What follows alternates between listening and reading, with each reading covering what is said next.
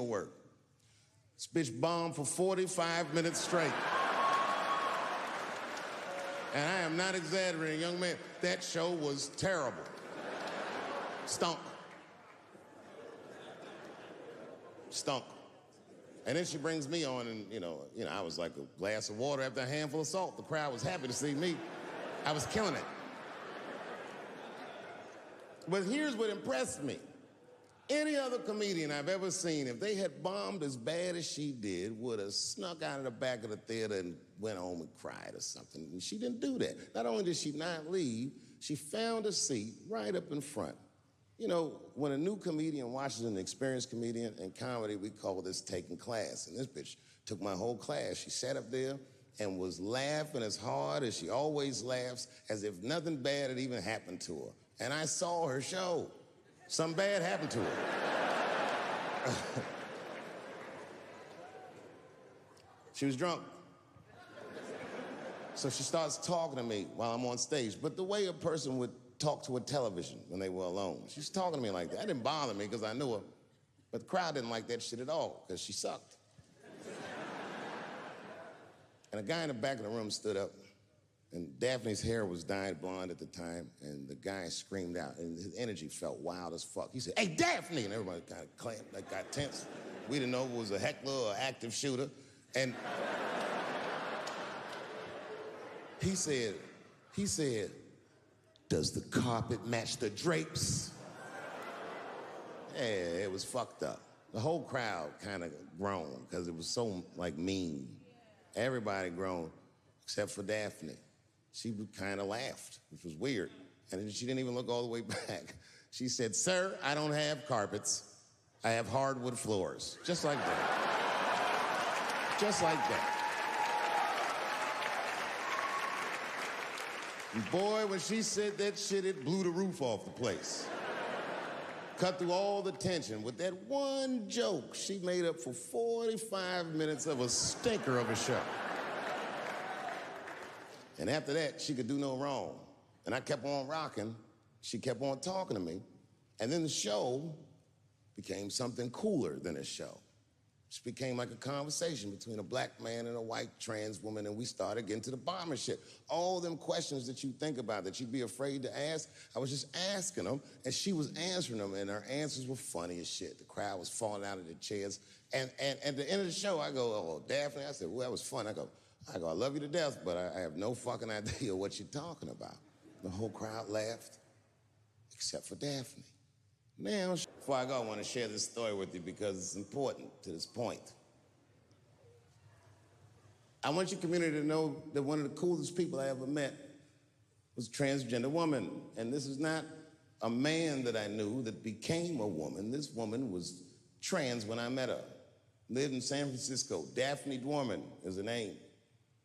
I would do 18 shows in the Bay Area, sometimes in Oakland and Dirty Hood nightclub, and she would be there, a white trans woman, laughing loud and hard at everything I said, especially the trans jokes. It's very puzzling.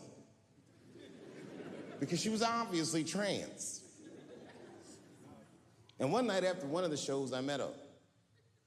And what it was, turns out, it was her dream to be a comedian. And I was her hero. It's very moving. I could not dislike somebody that felt that way about me. We became fast friends. And when I made that special Sticks and Stones, right as it was coming out, I happened to be in San Francisco and I wanted to do a show, but I needed an opening act. And I remembered that trans woman I had met. So I called her on the phone. And I called her myself. I said, "Hey, Daphne, this is Dave Chappelle." She couldn't believe it. And I go, "I'm in San Francisco." And then she started saying a bunch of wild stuff. I was like, "Relax now, I don't want any pussy." I was, I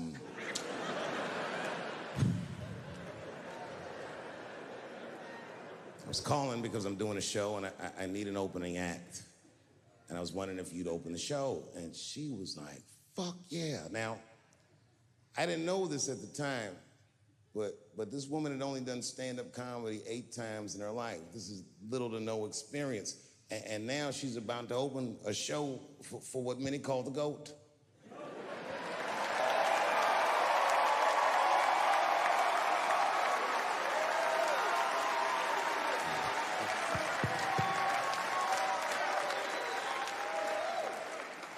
She's an amateur in stature, but in practice, she was very professional. She showed up early, which is something I appreciate, because I like people to be on time. She was dressed to the motherfucking nines. I mean, I'm transphobic, and even I was like, you look nice.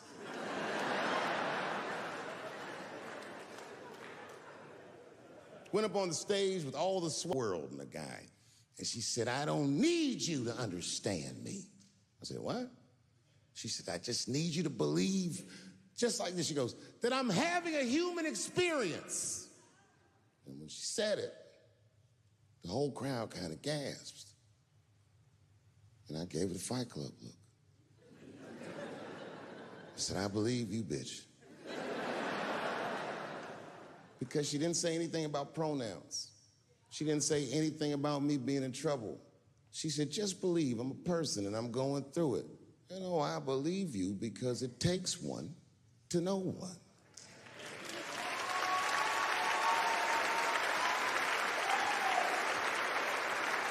Then I told the crowd good night, and they start going crazy. And before the applause gets to its crescendo, I say, and don't forget my opening act, Daphne. And the crowd stood up, and I looked at her, and tears came out of her eyes. She couldn't believe it was happening.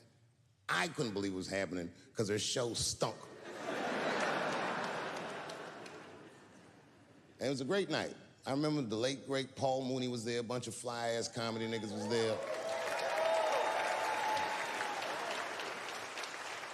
And we all went backstage and was just drinking and talking shit and laughing, and Daphne stole the room. She had everyone cracking up, spinning the yarn, telling us all these crazy stories about shit she be into. We all laughing real hard, and as she's telling us and everyone's laughing, I'm looking around, I'm like, oh my God, she is funny. I pulled her aside and I said, you're hilarious. I didn't know that when you were on stage. I said, you're doing some things wrong, but I can help you. I said, anytime I'm in San Francisco, why don't you open the show for me, and I'll just try to give you some pointers, see if you can't work this thing out. And she said, are you serious? I was like, yeah.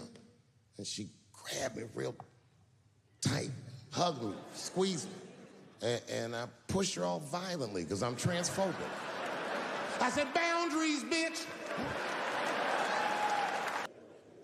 When Sticks and Stones came out, a lot of people in the trans community were furious with me, and apparently they dragged me on Twitter. I don't give a fuck, because Twitter's not a real place.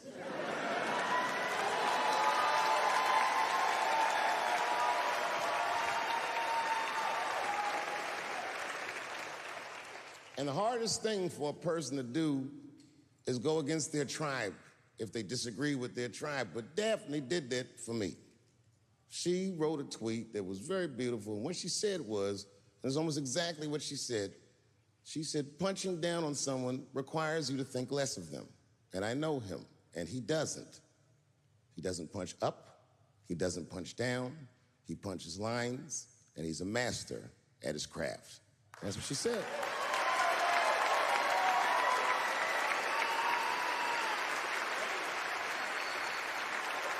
Beautiful tweet, beautiful friend. That took a lot of heart to defend me like that.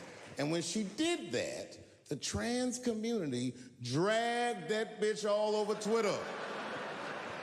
For days, they was going in on her, and she was holding her own because she's funny. Friend Daphne killed herself. Oh, yeah. It's a true story. My heart was broken. Yeah, it wasn't the jokes. I don't know if it was them dragging her. I don't know what's going on in her life, but I bet dragging her didn't help. I was very angry at them. I was very angry at her. I felt like Daphne lied to me. She always says she identified as a woman, and then one day she goes up to the roof of a building and jumps off and kills herself. Clearly, only a man would do some gangster shit like that. Hear me out. As hard as it is to hear a joke like that, I'm telling you right now, Daphne would have loved that joke. That's why she was my friend.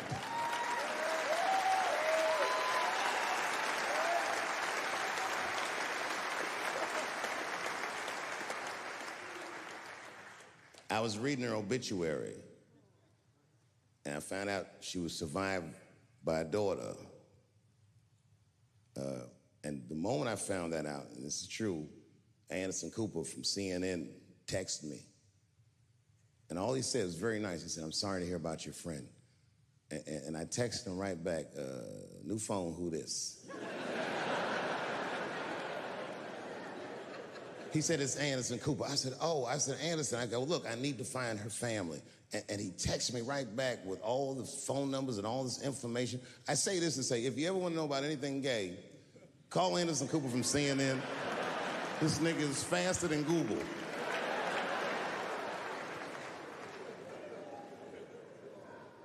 And what I did is I got in touch with the family and I started a trust fund for her daughter, because I know that's all she ever really cared about.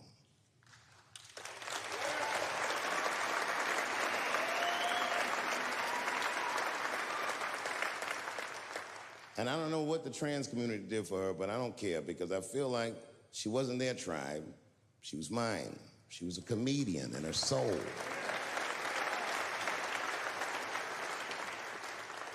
Her daughter is very young, but I hope to be alive when she turns 21, because I'm going to give her this money myself. And by then, I'll be ready to have the conversation that I'm not ready to have today.